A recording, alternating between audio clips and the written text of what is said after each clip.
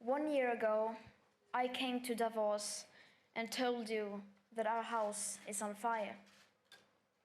I said I wanted you to panic. I've been warned that telling people to panic about the climate crisis is a very dangerous thing to do. But don't worry, it's fine. Trust me, I've done this before, and I can assure you it doesn't lead to anything. And for the record, when we children tell you to panic, we're not telling you to go on like before. We're not telling you to rely on technologies that don't even exist today at scale and that science says perhaps never will. We are not telling you to keep talking about reaching net zero emissions or carbon neutrality by cheating and fiddling around with numbers. We're not telling you to offset your emissions by just paying someone else to plant trees in places like Africa, while at the same time forests like the Amazon are being slaughtered at an infinitely higher rate. Planting trees is good, of course, but it's nowhere near enough of what is needed, and it cannot replace real mitigation and rewilding nature. And let's be clear, we don't need a low-carbon economy. We don't need to lower emissions. Our emissions have to stop if we are to have a chance to stay below the 1.5-degree target. And until we have the technologies that at scale can put our emissions to minus, then we must forget about net zero. We need real zero. Because distant net zero emission targets will mean absolutely nothing if we just continue to ignore the carbon dioxide budget that applies for today, not distant future dates. If high emissions continue like now, even for a few years, that remaining budget will soon be completely used up. The fact that the USA is leaving the Paris Accord seems to outrage and worry everyone, and it should.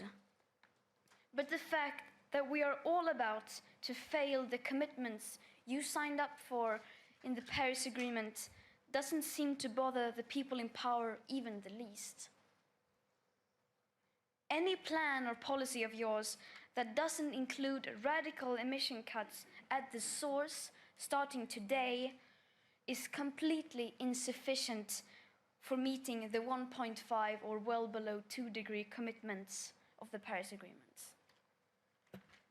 And again, this is not about right or left. We couldn't care less about your party politics. From a sustainability perspective, the right, the left, as well as the center have all failed. No political ideology or economic structure has been able to tackle the climate and environmental emergency and create a cohesive and sustainable world. Because that world, in case you haven't noticed, is currently on fire. You say children shouldn't worry. You say, just leave this to us. We will fix this. We promise we won't let you down. Don't be so pessimistic. And then, nothing. Silence. Or something worse than silence. Empty words and promises which give the impression that sufficient action is being taken. All the solutions are obviously not available within today's societies, nor do we have the time to wait for new technological solutions to become available to start drastically reducing our emissions. So of course, the transition isn't going to be easy. It will be hard, and unless we start facing this now, together with all cards on the table, we won't be able to solve this in time. In the days running up to the 50th anniversary of the World Economic Forum, I joined a group of climate activists demanding that you, the world's most powerful and influential business and political leaders, begin to take the action needed. We demand at this year's World Economic Forum participants from all companies, banks, institutions and governments immediately halt all investments in fossil fuel exploration and extraction, immediately end all fossil fuel subsidies, and immediately and completely divest from fossil fuels. We don't want these things done by 2050, 2030, or even 2021. We want this done now. It may seem like we are asking for a lot, and you will, of course, say that we are naive. But this is just the very minimum amount of effort that is needed to start the rapid sustainable transition. So either you do this, or you're going to have to explain to your children why you are giving up on the 1.5-degree target. Giving up without even trying.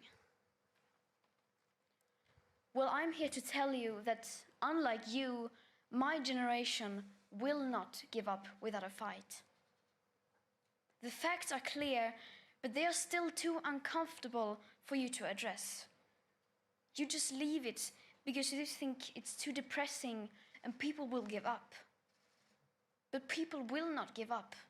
You are the ones who are giving up. Last week, I met with Polish coal miners who lost their jobs because their mine was closed. And even they had not given up. On the contrary, they seem to understand the fact that we need to change more than you do. I wonder, what will you tell your children was the reason to fail and leave them facing a climate chaos that you knowingly brought upon them? That it seemed so bad for the economy that we decided to resign the idea of securing future living conditions without even trying? Our house is still on fire. Your inaction is fueling the flames by the hour. And we are telling you to act as if you loved your children above all else. Thank you.